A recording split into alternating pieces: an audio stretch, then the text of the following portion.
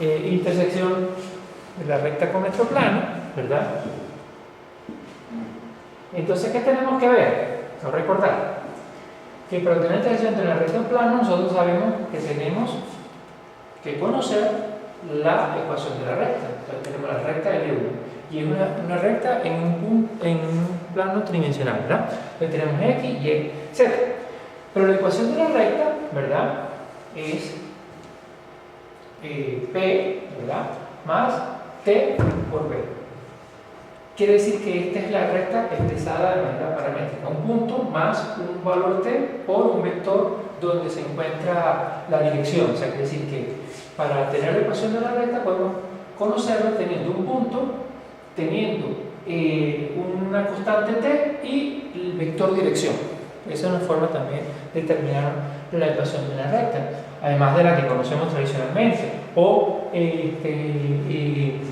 la dirección del vector es fácil de obtenerla, ¿verdad? Si tenemos dos puntos, la resta de esos dos vectores, desde esos dos puntos nos da la dirección de nuestro vector. Y el plano, entonces consideremos nuestra ecuación de plano a z más b sub 1 a sub 1x más b sub 1y más c sub 1 igual a c sub 1. Despejamos x, y, z de la ecuación de la recta y sustituimos x, y, z en esta ecuación de plano. La intersección viene dada, ¿verdad?, por el valor de obtener, ¿verdad?, el valor de t, de tal manera que al calcular el valor de t nos va a dar, ¿verdad?, tenemos la recta, tenemos la ecuación del plano, ¿verdad?, y entonces t nos va a dar el punto de intersección con el cual nosotros podemos tener la ecuación, ¿verdad? Entonces, la ecuación t, ¿verdad?, puede también tener infinitas soluciones de recta en el plano y o no tener solución. O sea, quiere decir que nosotros pudiésemos tener el caso de que la recta no intersecte, o que la recta pase tangente, o que la recta pase por muchos puntos que podemos tener entre el plano. O sea, que no necesariamente vamos a tener la posibilidad de una sola recta contra el plano, sino nos da las infinitas posibilidades que yo tengo que manejar, ¿verdad? Entonces, si nosotros tenemos, fíjense que aquí lo que nos dice lo que tenemos que hacer es, bueno, encontrar la ecuación de la recta, encontrar la ecuación del plano, despejar de aquí de la ecuación de la recta x, y, z, sustituirla, obtener el valor de t, y teniendo el valor de t, sustituyendo los valores aquí, me va a decir cuánto es el valor de intersección de la recta con el punto. Pero hagamos un ejercicio completo, ¿verdad? Entonces, ¿qué quiere decir eso? Consideremos el problema de intersección, ¿verdad? Si hubiera entre el plano, entonces fíjense que nos da la ecuación del plano. Entonces, x menos 2y más 3z igual a 1. Entonces, es un plano que nos están dando. Y la recta nos la dan tal cual como la presentaron en la lámina anterior, ¿verdad? La recta en x, y, z es el punto 1, 2, 1 más t, ¿sí?, más por la dirección, vector dirección. Entonces el vector dirección es 0, 2, 3. O sea, quiere decir que vamos a aplicar lo anterior, ¿verdad? De la ecuación de la paramétrica de L, o sea, esta, ¿verdad? Entonces, x es igual a 1, que está aquí.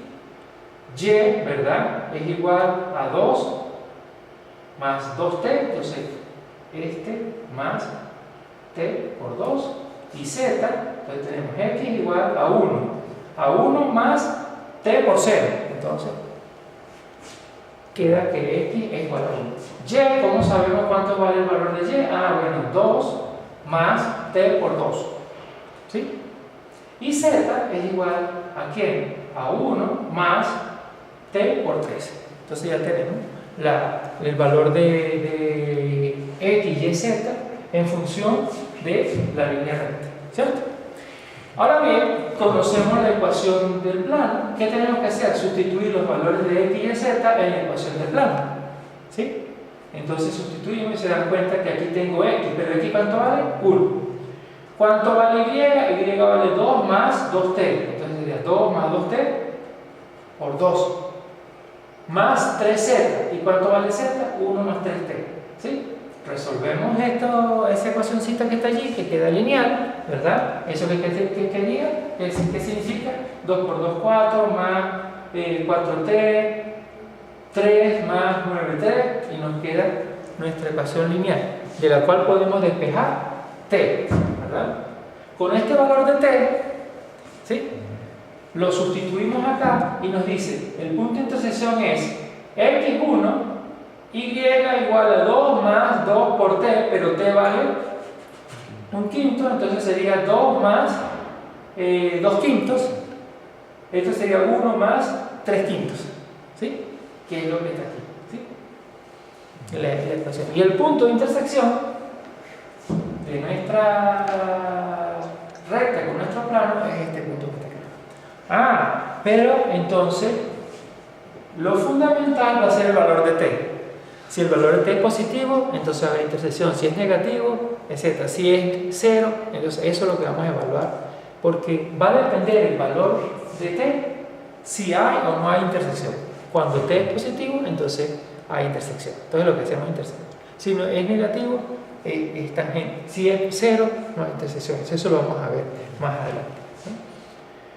Entonces, el cálculo del punto de intersección entre una recta y un polígono se realiza en 3 pasos claramente diferenciados. Entonces, ¿qué quiere decir? Primero, definir el plano al cual pertenece al polígono. O sea, quiere decir que cuando nosotros estamos trabajando con raycasting, o sea, nosotros lo que tenemos son objetos. Y los objetos, ya vimos que los objetos se conforman por polígonos. Y un polígono es un plano. O sea, quiere decir que lo que primero tenemos que hacer es definir el plano que pertenece al polígono. O sea, quiere decir que tengo mi polígono y defino el plano que está asociado con ese polígono. Después, ¿qué tenemos que hacer? Buscar la intersección de la recta con el plano. O sea, quiere decir, ¿la recta cuál es la recta? La recta que lanzo del ojo del observador a través de la grilla que representa los píxeles, chácata, y veo si intersecta o no intersecta el plano. Pero el vector, ¿cómo lo determino? Lo vimos en la clase pasada. Tengo los puntos donde está el observador, tengo las coordenadas por donde pasa el píxel, tengo esos 2 puntos, ¿verdad? Determino el vector rayo que vamos a lanzar, ¿verdad? Y ahora lo que tengo que ir al objeto y ver, bueno, denme el plano que conforma el polígono de una de las caras del objeto, ¿verdad? Porque son muchas, ¿no? Después que yo veo o calculamos la intersección entre la recta y el plano, que ya lo vimos en la lámina anterior, ¿verdad? ¿Cómo se hace eso? Determinamos si el punto de intersección pertenece o no al polígono, ¿sí? Porque puede ser que no pertenezca al polígono y por lo tanto no hay intersección, ¿no?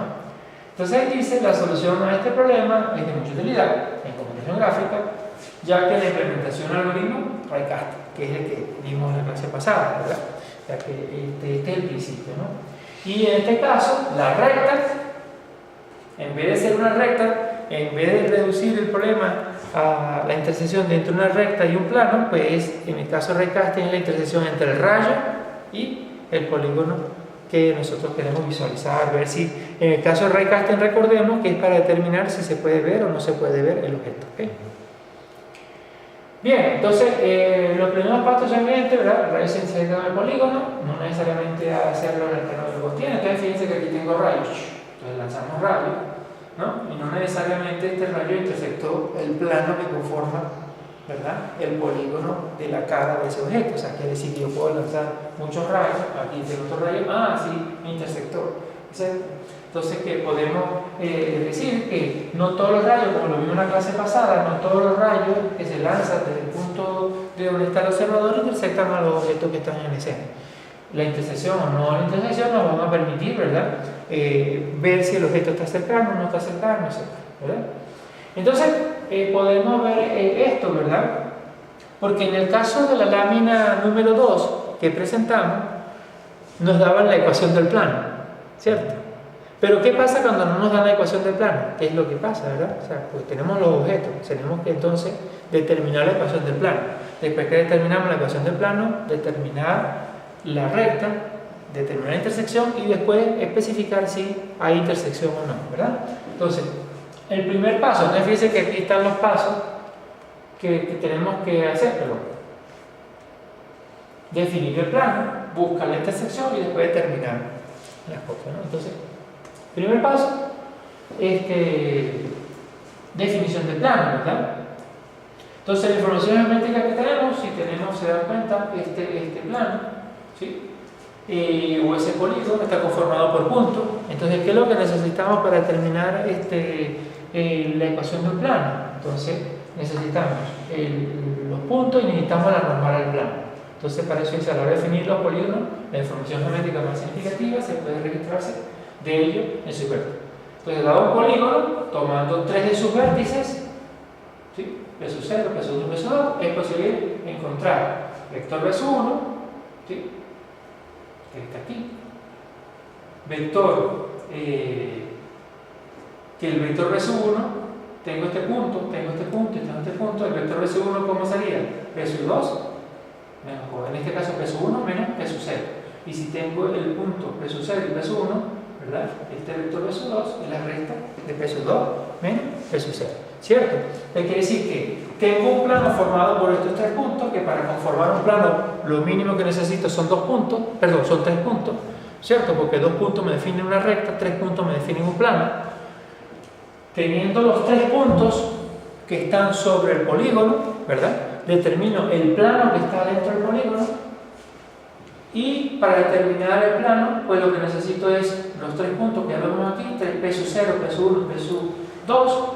El vector P0, P1 se obtiene restando los puntos coordenadas X, Y, Z de P1 menos X, Y, Z de P0. El vector B2 se restando las coordenadas X, Y, Z de P2 menos X, Y, Z de P0, ¿cierto? Y tengo los 2 vectores que están sobre el plano. Y ahora encontramos el producto vectorial y me va a dar este señor que está aquí para saber la orientación de ese plano, ¿verdad? El producto vectorial me decide hacia dónde está orientado el plano, ¿verdad? Entonces, si se realiza el producto vectorial B1, B2, o sea, quiere decir B1 es este, B2 es este, se obtiene un vector perpendicular. ¿Por qué? Porque el producto punto nos da un vector perpendicular al plano, ¿cierto? Vector perpendicular al polígono y por lo tanto al plano. ¿Se dan cuenta que es perpendicular al polígono y por lo tanto perpendicular al plano? Sí, porque estamos buscando un plano que esté contenido dentro del polígono de los objetos que está conformando la escena, alguna de las escenas, ¿verdad? Entonces, bueno, al plano lo contiene, suponiendo que P0 se encuentra en el origen, este está aquí, del sistema de coordenadas local, o sea, que si P0 es igual a 0,0,0, si asumimos eso, o sea, es para efecto de demostración acá. Y siento P1 igual a P1X, P1Y, P1Z, y P2 igual a P2X, P2Y, P2Z, las coordenadas, los otros vértices del polígono, de electricidad se puede expresar, ¿verdad? P1 por P2, tal cual que encontramos este vector, y sabemos cuál es su producto punto X, ¿verdad? Entonces ahí tenemos nuestro producto BP. ¿Y quién es BP? Perdón, BP es el vector perpendicular que está aquí, ¿no? O sea, quiere decir que tengo este punto, este vector y este BP, claro, que se ve ahí, pero que es así, ¿verdad? Que sería nuestro vector. Ok, la forma de encontrar el producto vectorial viene dada por esta, ¿verdad? O sea, esta sería la formulita para el cálculo del producto vectorial entre 2 vectores. Después, de cara a la vectorización, conviene que el vector sea normalizado. Se recuerdan que para que un vector sea normalizado, lo que hacemos es dividimos cada uno de sus componentes entre la norma del vector, y la norma del vector es raíz cuadrada de cada uno de sus componentes al cuadrado. O sea, de tal manera que tengamos que la distancia sea igual a 1, ¿no? Entonces, de cara a la vectorización, conviene que el vector normal al plano sea un vector unidad, ¿verdad? Es decir, que se encuentre normalizado, ya sabemos que eso. De tal manera que BP no pueda ser normalizado, realmente produce como esto, ¿no? Siendo BP igual, esto sería la norma de BP, y nuestro vector, ¿verdad? A nuestro plano, aquí tenemos A, calculamos B y calculamos C, y ¿qué es B? ¿Qué es A? BPX sobre la norma de BP. ¿Qué es B? BPY sobre la norma de P. ¿Qué es C? BPZ sobre la norma de P, ¿verdad? Y aquí, ¿qué tenemos? Esto que está aquí, ¿verdad? Siendo A cuadrado más B cuadrado más C cuadrado igual a 1, ¿verdad? De tal manera que nuestro vector normal, que nosotros tenemos está compuesto por A, B y C. Este vector normalizado, aquí ya calculamos los valores de A, B y C, y ese sería nuestro vector perpendicular al plano, completamente normalizado, ¿verdad?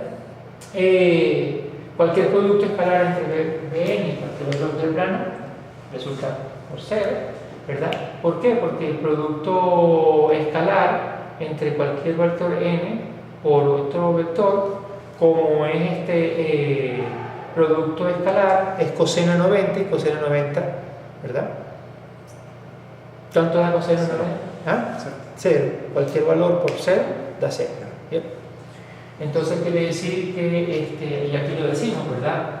Bn por Bp es igual a norma de Bn por norma de Bp coseno de tita, pero como coseno de tita es igual a 90 grados, entonces, porque es perpendicular, entonces eso va a ser, ¿verdad? Dado ambos vectores parten del origen del sistema coordenado, lo cual podemos pensar que el producto escalar en función de las coordenadas queda de esa manera, ¿verdad? Entonces, Bn por Bs es igual a Ax más By más Z, igualando 4,5, o sea, igualando esta ecuación que está acá por esta que está acá, nos da esta ecuación, ¿no? ¿Sí? Que B sub n por, o sea, quiere decir producto escalar B sub S es igual a A por X más B por Y más B por Z, pero como sabemos que la multiplicación de cualquier vector de esto, ¿verdad? Como está en perpendicular, entonces eso es igual a 0. Entonces, como B se puede ser cualquier punto del plano, la expresión anterior es cierta para todo esto. Entonces esto que está aquí nos va a dar la ecuación del plano, ¿se da cuenta? O sea que en verdad lo que estamos calculando, nuestro plano, o sea el paso 1 es determinar nuestro plano. Resumiendo, ¿qué tenemos que hacer? Al calcular, buscar 3 puntos dentro del polígono que conforma el plano, determinar los vectores que están asociados a ese polígono, obtener el valor producto vectorial, ¿verdad? Determinar entonces la ecuación del plano en función de la ecuación que está allí, de tal manera que para todo punto de x y z sobre ese plano se va a convertir en. Entonces ya quiere decir que ya tenemos, damos cualquier punto y nos da la ecuación del plano que nosotros queremos, ¿no? Entonces, dado que normalmente los planos que pertenecen a los polígonos no van a pasar por el centro de coordenadas del sistema de referencia universal, pueden ubicar objetos para su sitio, ¿verdad? O sea, quiere decir que tenemos nuestra ecuación en nuestro plano, siendo d el módulo del vector que pasa por el origen. O sea, fíjense que tenemos ax más by más cz más d, donde d es el vector, el módulo del vector que pasa por el origen. Y es normal al plano que nosotros tenemos. O sea, quiere decir que tenemos nuestra ecuación del plano. Calculamos d, ¿verdad? Ya que conocemos los componentes A, B, C, ¿verdad? Los componemos, los tenemos, solamente basta dar un valor de un punto para poder determinar el valor de d en la ecuación. De tal manera que ya tenemos nuestro plano, ¿no? Calculando d, sustituimos d aquí y ya sabemos cuánto vale la ecuación del plano. Eso quiere decir que este paso 8 nos va a permitir, ¿verdad? Si retrocedemos, el paso 8 nos va a permitir llegar a esto. ¿Sí? Tenemos la ecuación del plano. Ahora nos da la recta. Y ahora queremos ir al paso 2, que el paso 2 es buscar la intersección entre la recta y el plano. Ya tenemos el plano. Ahora, ¿qué queremos? Buscar la intersección, ¿verdad? Paso 2, intersección de la recta con el plano. Entonces, ¿qué necesitamos encontrar? El punto de intersección entre el rayo y el plano. Por eso se debe como la recta con el plano. Entonces tenemos el punto de origen es R sub 0, el vector dirección del rayo es R sub 0, ¿verdad? Entonces tenemos la ecuación de la recta. Si nosotros tenemos el punto de origen del rayo y el vector dirección del rayo, ¿verdad? Estaríamos haciendo uso de esta ecuación, la que está atrás. Tenemos el punto, ¿verdad? De donde parte el rayo, tenemos la dirección del vector, lo único que tendríamos es que despejar t, ¿verdad? Calcular t. Entonces eso es lo que vamos a hacer ahorita. ¿Sí? el punto, la dirección. Se recuerdan que era x igual a x sub 0 más el x dirección por t, ¿cierto? Y igual a y sub 0 más la y de coordenada del vector dirección por t, y z igual a z sub 0 por z dirección por t, ¿verdad? Nos puede escribir en formato vectorial, entonces tenemos que r de t es igual a r sub 0 más r de d por t. Esta ecuación ya la conocemos, ¿cierto? Siendo t mayor que 0, ¿sí? Para que eso funcione, ¿no? ¿Para qué? Para que haya intersección. Eso es lo que queremos justamente ver. Entonces, la intersección del punto de intersección, si la recta del rayo cruza el plano, como se puede ver en la figura, entonces vamos a tener un valor real y positivo de t. O sea, ¿cuándo vamos a tener intersección? Que cuando calculemos el valor de t, al hacer la vinculación de la recta, de los elementos de la recta, sustituyéndolo en la ecuación del plano, ¿verdad? ¿Qué quiere decir? Tenemos esto, ¿verdad?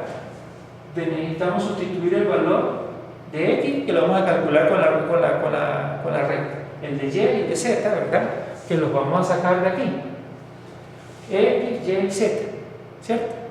¿Para qué? Para poder determinar t, que es el que me va a decir si intersecto o no intersecto mi plano.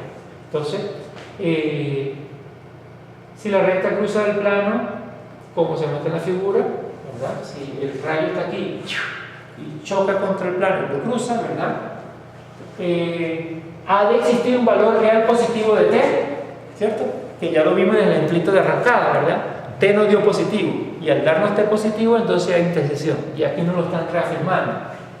Para que exista la intersección de la recta con el plano, tiene que ser t positivo, mayor que c, ¿verdad?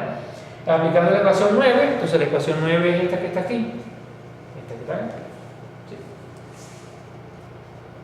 Nos proporciona las coordenadas del punto de intersección con la recta del plano. O sea, es decir, una vez que nosotros, dado que el punto de intersección parece el plano, entonces el rayo intersecta nuestro plano, ¿verdad? Entonces, dado que el punto de intersección del rayo plano, puede verificarse esto que está acá, ¿verdad? Esto que está acá es sustituir, se recuerda que sería la ecuación, ¿cómo era la ecuación? A por x, más b por y, más c por z, más d igual a 0, ¿cierto?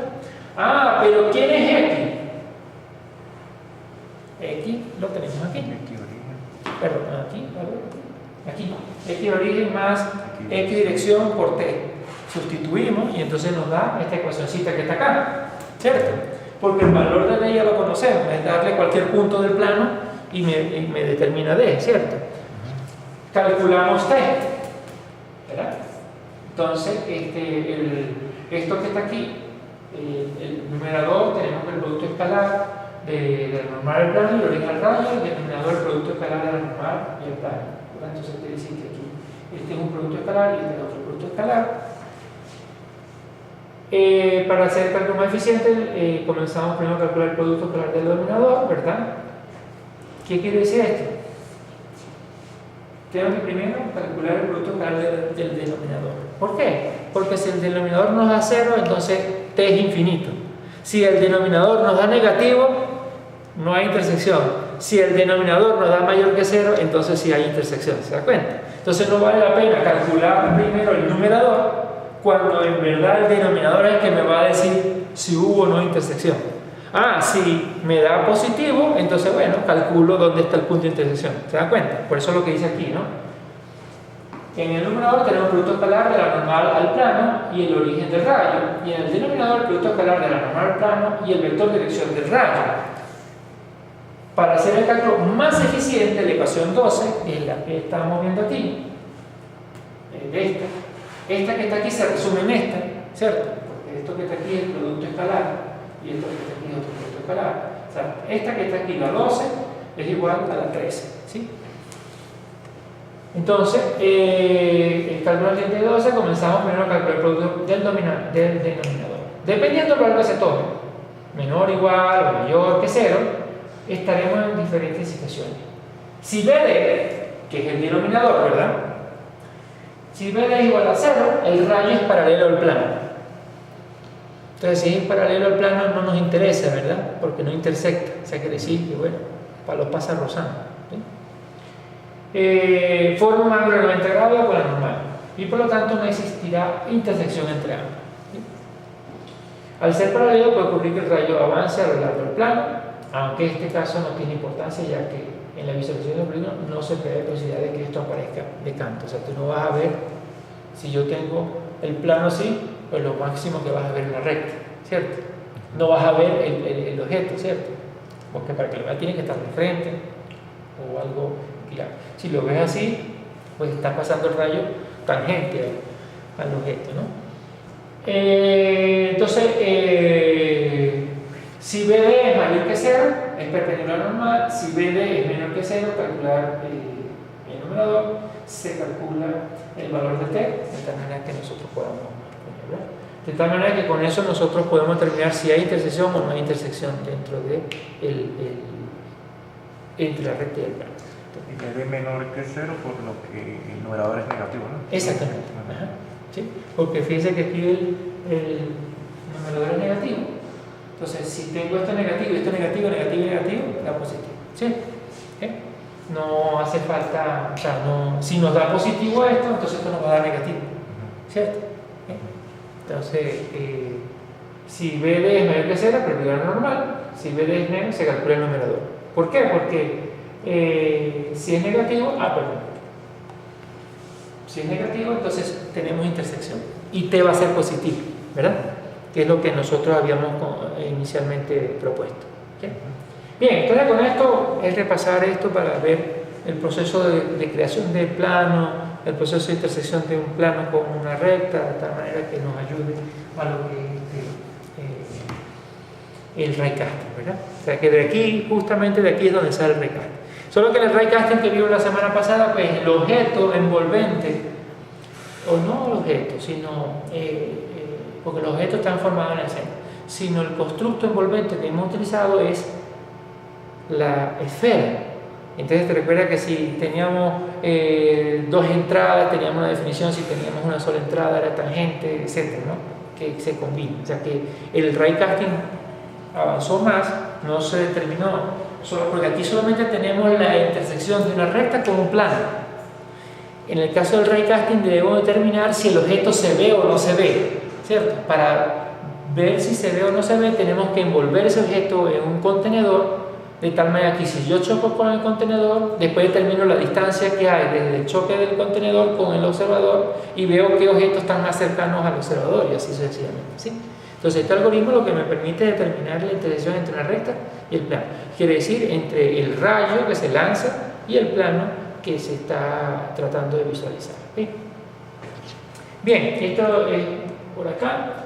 Vamos ahora entonces con la otra clase, la parte de la clase que nos toca hoy, que son algunos más avanzados de el último acá.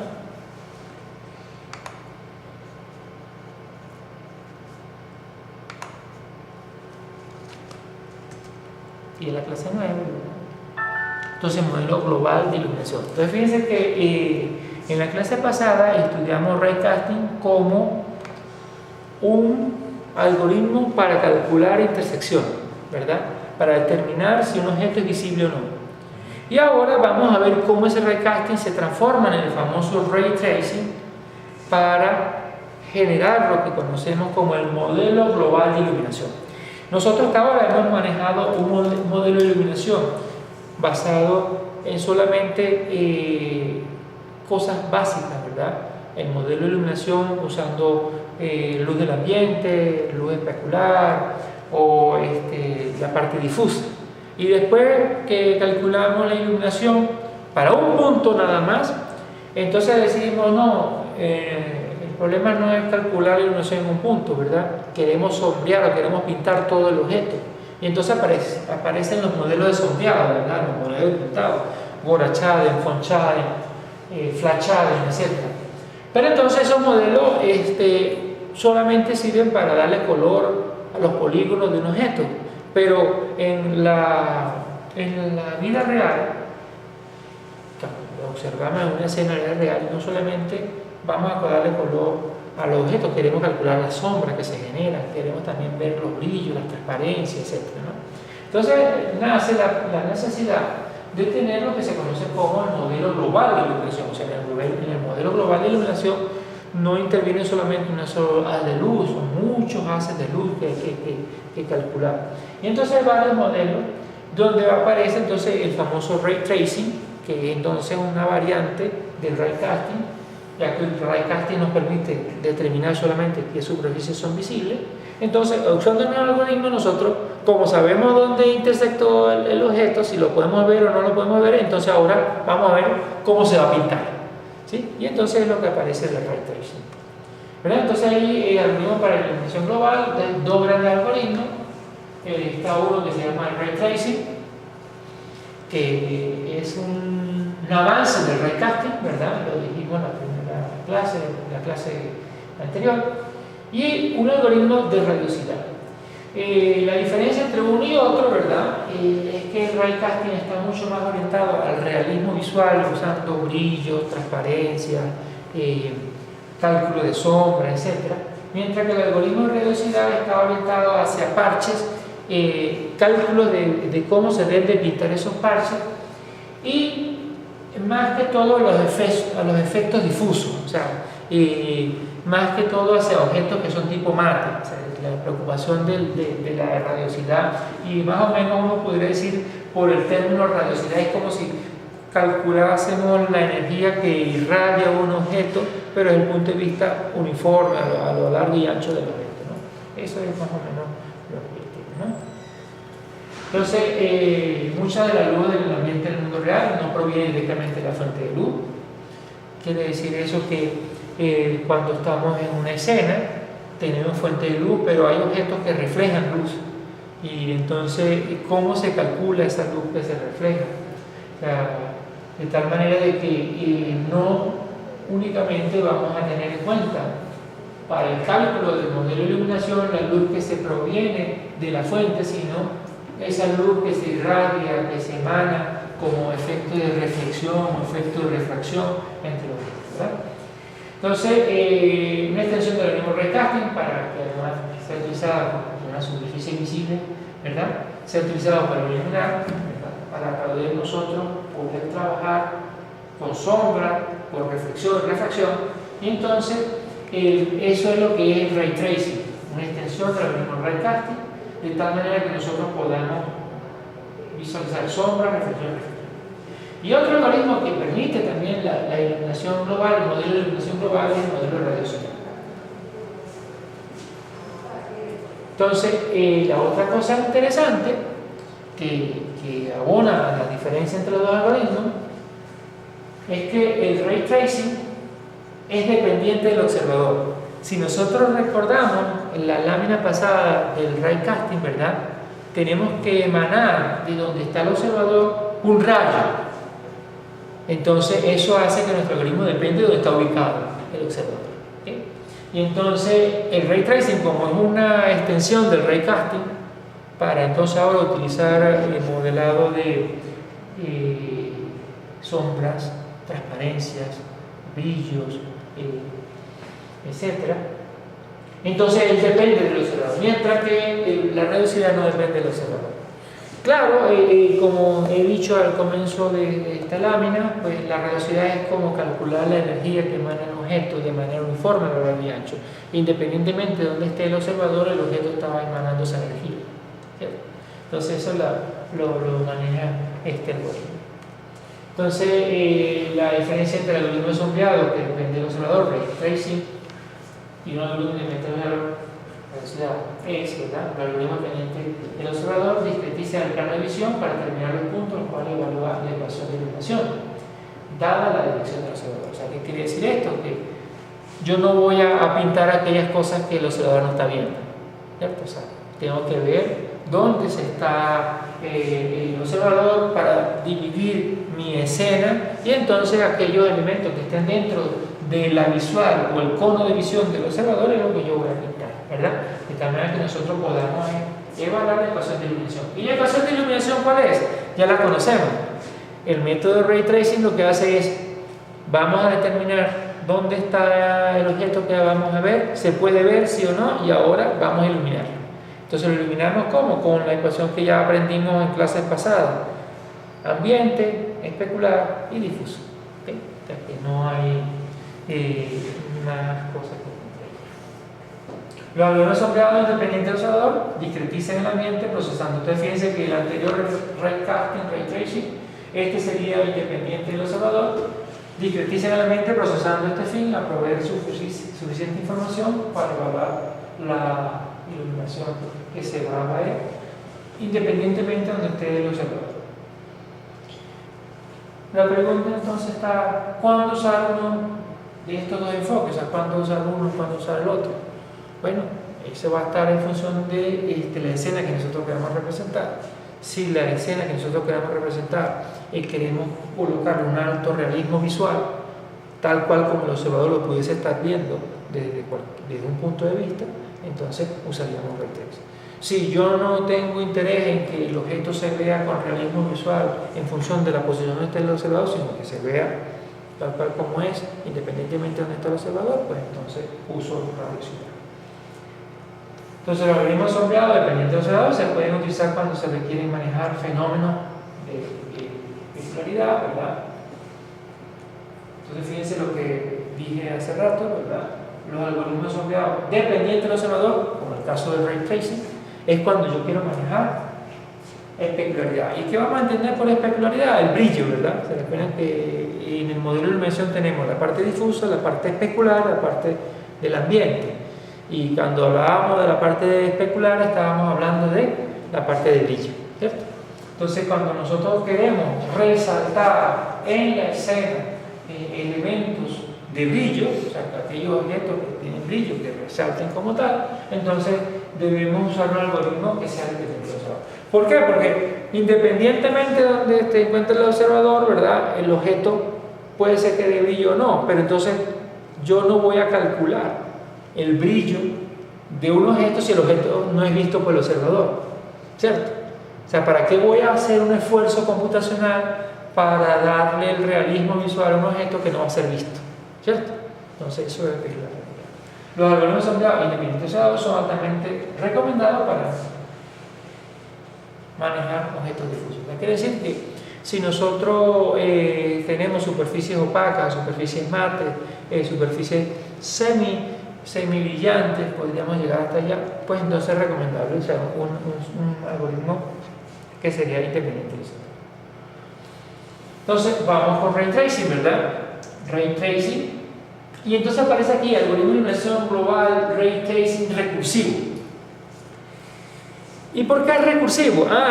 Porque lámina anterior nosotros vimos que en una escena la luz que se genera dentro de la escena no es solamente la luz que provee la fuente, sino hay un proceso de reflexión y refracción de luz interna.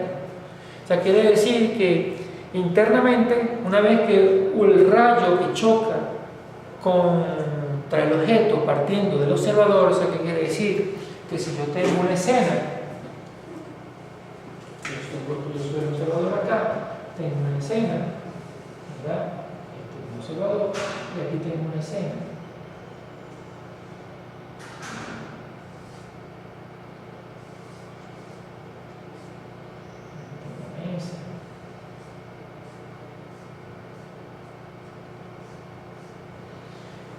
Esto tengo aquí al frente, tengo una grilla, ¿verdad? Tengo que pasar el rayo. Tengo mi fuente de luz acá. Esta esfera puede ser transparente, ¿verdad? Entonces este sería el rayo. Pasa por la grilla que nosotros vimos, la grillita, que es donde tenemos que pasar por la grilla. Choca con esto. Pero aquí, como este objeto es transparente, ¿verdad? Él genera una refracción y aquí hay otro rayo, ¿sí? Pero este rayo también debe de calcularse la intensidad que se tiene que pintar pero si este señal es brillante, entonces te genera una, como es brillante, una reflexión, ¿cierto? Y entonces aquí es otro rayo. Pero este rayo originalmente está aquí. O sea, quiere decir que por donde pasa ese rayo, el observador lo puede ver. Y entonces vamos a calcular el modelo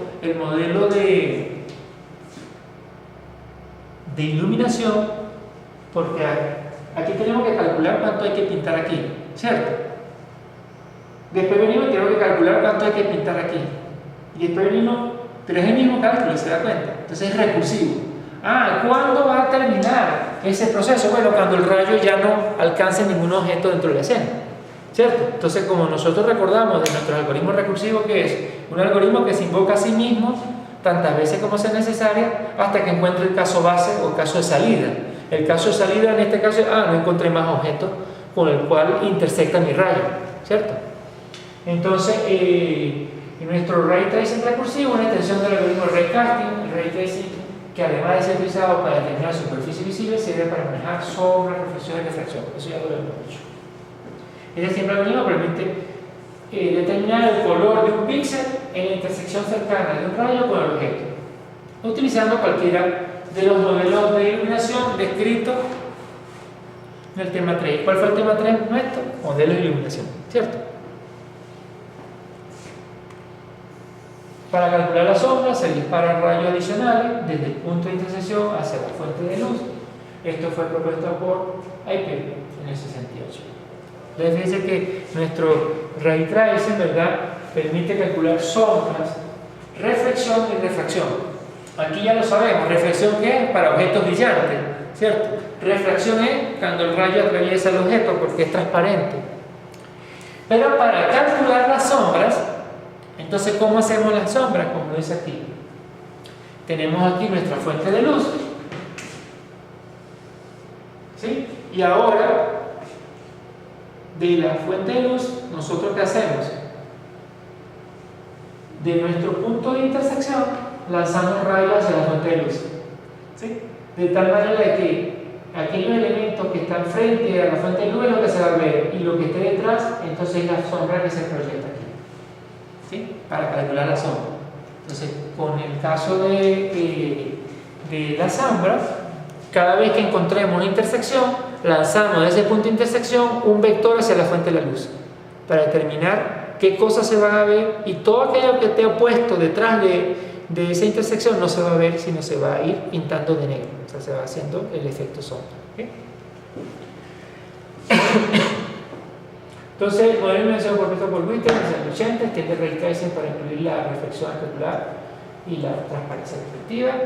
Los rayos de reflexión de la sombra, rayos de reflexión, son llamados rayos secundarios para distinguirlo del rayo que emana del observador. O sea, quiere decir que los rayos adicionales que se están lanzando a partir de la primera intersección, este sería un rayo secundario, este sería otro rayo secundario, este que está del punto de intersección hacia la fuente de luz sería otro rayo secundario, para tratar de diferenciarlo con el rayo que se emite desde el observador, ¿verdad?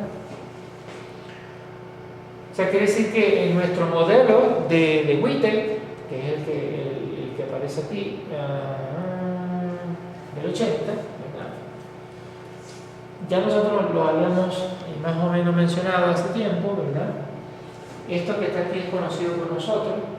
Esto es la dirección hacia la fuente de la luz, esta es la dirección de reflexión, ¿cierto? Esto que está aquí es la normal a la superficie, ¿sí? Esto es lo que vamos a ver, ¿verdad? Esto sería la normal negativa en el caso de que exista transparencia, reflexión, etc., ¿verdad? Entonces el modelo de iluminación de Whittle es este que está acá, ¿sí? Toda esta ecuación. Fíjense que aquí aparece la parte del ambiente, ¿verdad? La parte de la coordenada esa la suma de la distancia hacia donde está la fuente de la luz, la parte difusa, ¿verdad?, la parte especular, y entonces aparece la constante de reflexión y la constante de transparencia, ¿sí?, que incluye en la ecuación tanto la parte de reflexión y la constante de transparencia. Entonces, si S1 es igual a 0, la luz está bloqueada en ese punto. Si S1 es igual a 1, la luz no está bloqueada en ese punto. Y se hace la sumatoria sobre todas las fuentes de luz que tengo en mi ambiente. De manera que vamos a aplicar ese modelo a lo largo de toda la escena de manera recursiva. Ahora viene el modelo de radiosidad, ¿no? Entonces este es para el modelo de iluminación de ray tracing, ¿verdad? El de radiosidad, los modelos de iluminación presentan, ¿verdad? Cuando nosotros tenemos lo que se conoce como reflexión difusa, que es decir, que un objeto, tengo objetos, aquí tengo la fuente de luz, y esa fuente de luz emite rayos que chocan contra los objetos, pero como los objetos son objetos semi-mate, ¿verdad? Entonces puede haber una contribución de este punto a este punto con una pequeña reflexión, pero una reflexión muy baja, una reflexión difusa, o sea, generada por una superficie semi-mate, que podríamos decir, ¿no? No una reflexión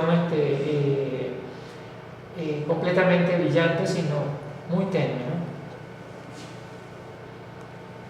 El componente del ambiente, el modelo de iluminación presenta un efecto de reflexión, entonces este objeto es el ambiente, constante del ambiente, una constante que no es representación exacta, esto lo vimos, la constante del ambiente es un valor entre 0 y 1 y vamos nosotros colocando para probar.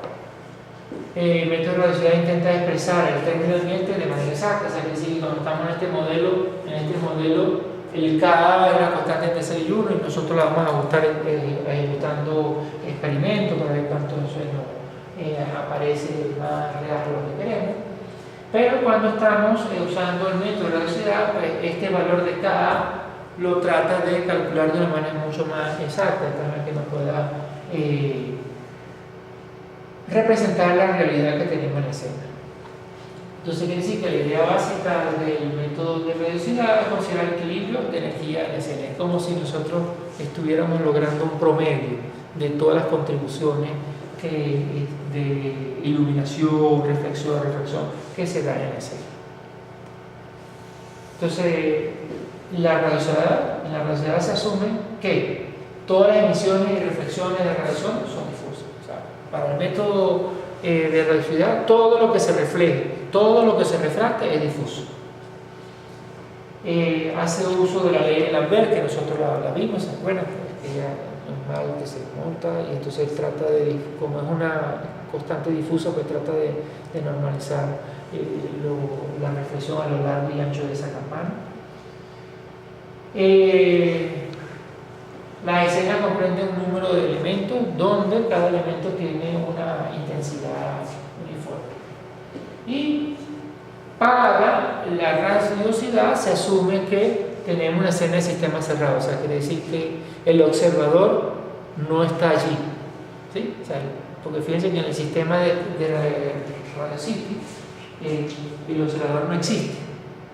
La escena es completamente bloqueada y solamente las emisiones internas son calculadas de manera interna, más no por producto por el impacto de un rayo virtual observador. Entonces por eso se conoce como escena de sistema cerrado. O sea, y ya lo sabemos porque hemos dicho que un sistema donde no interviene el usuario,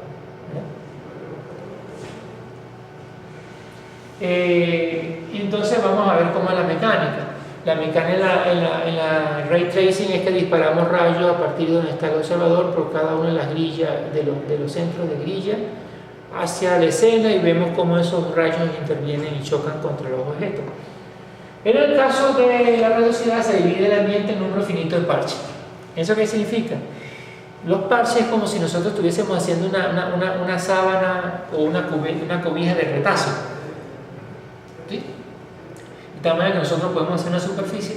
Pero como es una cobija de retazo, no necesariamente una cobija completamente plana, ¿verdad? Yo la puedo moldear, etc. O sea que los parches no necesariamente son planos completamente rectos, sino pueden tener cierta curvatura, ¿sí? Entonces se divide el ambiente en un número finito de parches. La energía de luz por unidad de área, por unidad de tiempo, que abandona la superficie, llamada radiosidad de la superficie. O sea, quiere decir que tiene mucho que ver con la energía que emana de los objetos. Es como si nosotros dijéramos, cada objeto irradia una energía y esa energía es la que yo quiero calcular. Irradia una luz y esa luz es la que yo quiero determinar. Por cada parche, su I de la superficie, su radiosidad es calculada de esta forma. V sub I es igual a la energía E sub I, o sea, la energía que emite el parche sub I, y R sub I es la energía reflejada por el parche sub I. Es decir, que la energía que calculamos para un objeto determinado que esté dentro del parche, de esa solución de parche, pues está dada por esta ecuacióncita. Ya la vamos a ver, ¿no? Entonces, para superficies que no sean fuente de luz, es subir igual a 0, es recibir la energía reflejada en el parche, que depende de la cantidad de energía radiada por todas las otras superficies. O sea, que el que recibir es la cantidad de energía que se contribuye, ¿verdad? O que se acumula por toda la energía que viene radiada por todas las superficies que están en este presente. Entonces, quiere decir entonces que la ecuación de radiosidad viene dada por esta, ¿no? B sub I es E sub I por pi sub I, ¿no? Sumatoria de J igual a 1 hasta N, donde N es la cantidad de parches que yo tengo en mi superficie, ¿verdad? Y B sub Ji por A sub J entre A sub I, ¿no? Una proporción de las áreas que tienen los parches. Entonces, B sub I es la reflectividad y el signo parche, F sub Ji, factor de forma. O sea, quiere decir que en este caso nosotros no solamente tenemos el valor que vamos a tener de radiosidad, sino ese valor de radiosidad está afectado por la forma que tiene el parche. O sea, si el parche es triangular, si es cuadrado, si el parche es hexagonal, etc. O sea, tiene un factor de forma. Y ese factor de forma representa la fracción de energía que podemos sacar del parche hacia arriba del objeto, ¿no? O sea, quiere decir que la relación espacial geométrica entre dos parches I y J es descrita por el factor de forma. Fíjense que aquí tengo el parche, ¿verdad? Un objeto con área sub I, tengo un objeto con área sub J, pero entonces se dan cuenta que este es un pentágono, ¿verdad? Y aquí de forma triangular. Entonces ellos tratan de cotejar o tratan de promediar, ¿verdad? Usando este factor, la cantidad de energía que emite este y la cantidad de energía que emite este. Ese F sub J es esa proporcionalidad que energía que tenemos entre los parches, ¿verdad? Entonces existe una relación de reciprocidad simple que mantenida los factores, ¿verdad? A sub I, F sub J, A sub J, F sub J. O sea, quiere decir que el área A sub I está multiplicado por ese factor de forma que va desde I hasta J, partiendo del área I. Y esto es igual al área A sub J por el factor de forma que va de J hasta I. ¿Se dan cuenta? Este que va de J hasta I y este que va de I hacia J. El impacto que tiene la forma de nosotros. Por lo tanto, la fórmula de B sub I, que es lo que quiero calcular, es E sub I más el factor de radiación sumatoria de B sub J por F. Realizando términos, tenemos la ecuación de energía que vamos a calcular para el objeto, ¿no? Entonces, la expresión de cantidad de luz de los parches en el ambiente puede ser declarado como un conjunto de ecuaciones simultáneas. La energía de cada uno, por cada uno de los parches que nosotros tenemos. Entonces, esta ecuación, ¿verdad? Puede resultar en relaciones de Gauss. Entonces, es una ecuación diferencial, ¿verdad? Y que la podemos resolver usando interacción de Gauss-Seidel para producir la iteración y el cálculo de cada uno de los valores de sub I de cada uno de los parches. O sea, quiere decir que es una ecuación matemática que requiere cálculo adicional, porque para resolver la ecuación de radiación tenemos que calcularla, ¿verdad? Usando un método numérico. Y ese método numérico de Gauss-Seidel es un método costoso computacional y además eso que incurre en errores. O sea que al final de cuentas es un método bueno, pero que puede producir una superficie con algunos efectos por errores que nosotros podamos incurrir en la resolución de esa ecuación utilizando un método numérico como el caso de Gauss-Seidel. Los parches pueden ser realizados en cualquier punto de visión por algún algoritmo de ocultamiento de superficie. O sea, quiere decir que los parches pueden ser realizados desde donde nosotros queramos verlo por algún método que tengamos disponible, ¿no? Entonces, en resumen, el cálculo de velocidad de una superficie es independiente del punto de visión y depende de la geometría de la escena, porque vimos que hay un factor de área que determina si el objeto no. La propiedad de la superficie, o sea, quiere decir que las superficies aquí son superficies difusas, ¿verdad? Opacas, animadas, ¿verdad? La fuente de iluminación. Y el método de velocidad ofrece resultados muy realísticos para aquellas escenas donde lo que queramos resaltar es un ambiente difuso, un ambiente no brillante, ¿verdad? Toma una gran cantidad de tiempo realizar los cómputos de la escena, porque primero hay que dividirlo en parches, después hay que calcular el factor de forma de cada uno de los parches con respecto a cada una de las áreas que nosotros tenemos, obtener una ecuación que hay que resolver por Gaussian, que tenemos una gran cantidad de tiempo para realizar cómputos, porque fíjense que no solamente es calcular la radiosidad, sino después que calculamos la radiosidad, entonces hay que invocar luego el método de pintado que se debe aplicar, ¿verdad?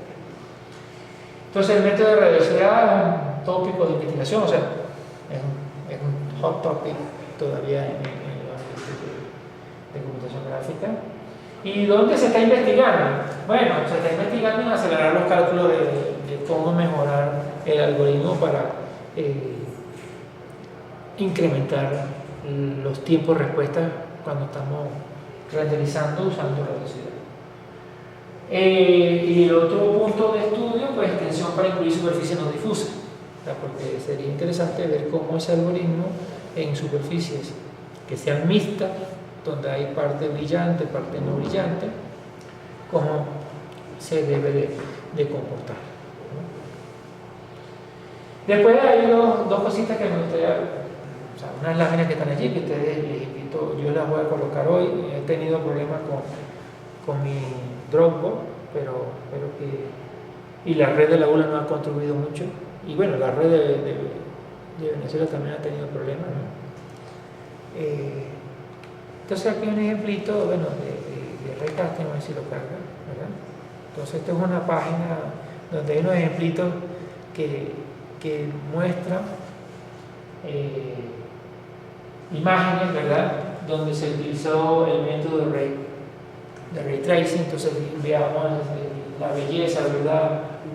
Todo lo que es el manejo de iluminación, manejo de sombra, el realismo que le podemos dar. Fíjense que aquí hay una planta del lado de afuera de este ventanal que es opaco y que no es transparente, sino que es semitransparente o semimate, ¿verdad? Sin embargo, se ve a través de la refracción de la luz que está del lado de allá, la imagen de una planta que está aquí. Que esa planta no está de este lado, está del lado afuera. Entonces veamos la belleza, y no solamente la belleza, sino el realismo que nosotros podemos incorporar, ¿no?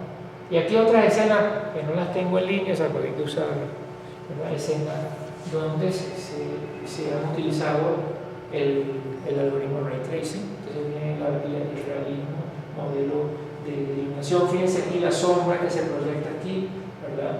Del objeto. Y el objeto más complicado, un fondo marino, etcétera, que nos permiten ver la cantidad de elementos que nosotros pudiésemos manejar en nuestra vida cotidiana. Fíjense aquí en esto, ¿verdad? Una oficina, una iluminación, el cálculo de todos los elementos que están allí involucrados. Esta es una misma escena, como la escena de arriba, y ya con un mosaico, ya de este lado. Pero lo interesante es que del lado afuera del ventanal existen otras plantas y también la refracción de la luz utilizada para ver el realismo de las escenas que podrían tener de jardín a la parte exterior que nosotros trabajamos. Entonces aquí ustedes pueden, hay otras líneas de investigación como el POV Ray, que es una variante de nuestro raycasting, ¿no? Es una lámina que pueden ustedes usar para seguir investigando, ¿no? Entonces fíjense que este es ray tracing. Y ahora veamos en el caso de radiosidad, ¿verdad? Entonces este es de Blender. Blender maneja radiosidad, esa herramienta para computación gráfica, para hacer animaciones, para hacer el realismo visual. Blender maneja radiosidad, y bueno, aquí, pero traje un ejemplito de radiosidad, ¿verdad? Usando Blender, ¿no?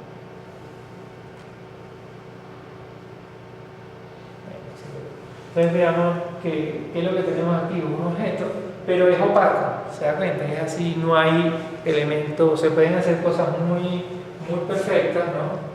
Muy realísticas, pero el impacto visual que tenemos es para superficies completamente mate o difusas, pues, como nosotros. Claro, tenemos una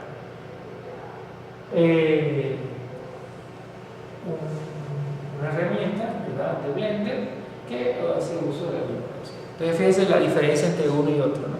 Entonces la otra cosa interesante es que aquí estoy independiente de donde está el observador, ¿verdad? Que ve el objeto, o sea, igual que me pare aquí, me pare allá, vemos el objeto igual. En cambio, a diferencia de Ray Tracing, que el observador sí va a darle una perspectiva distinta a los objetos que estemos renderizando, ¿no? Y bueno, aquí está cómo hicieron ese ejemplo, ¿verdad? Con los distintos elementos, ¿verdad? Aquí la solución de radiosidad, fíjense que el objeto está aquí y vamos a renderizarlo con las distintas variantes que podemos tener, con distintas formas. Pero fíjense que es completamente mate. Es interesante, ¿no? Y después le colocan manejando render, todo render. Claro, está bonito como para revisar un poco en paz. ¿Okay? Bien, vamos a darlo por hoy hasta acá. La próxima clase vamos a hablar, seguimos con Ray Tracing, vamos a ver el algoritmo ya y vamos a traer un ejemplito de cómo corre, ¿verdad?, en C.